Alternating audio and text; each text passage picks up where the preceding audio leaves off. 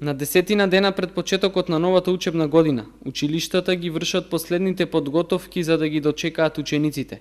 Со чистење и дезинфицирање на училишните згради и средување на дворовите треба да се завршат и последните технички подготовки пред доаѓањето на основците и средношколците. Сепак, малку поинаква слика остава игралиштето во склоп на дворот на основното училиште Малина Попиванова. Обраснат со бујна вегетација и расфрлани отпадоци, остава впечаток дека оваа локација одамна е запустена и оставена на забот на времето.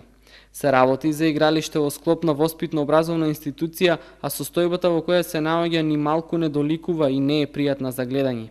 До некаде оправдување може да има и поради временските услови кои овозможија развој на вегетација, но не треба да се дозволи ваквата слика да остане и на самиот старт на учебната година. Надлежните на основното училиште Малина Попиванова ќе мора што поскоро да реагираат и да го средат дворот и игралиштето пред започнување на наставата, особено за правооделенците. Ово основно училиште не е единствен пример за кој треба да се реагира во поглед на уредувањето на околината.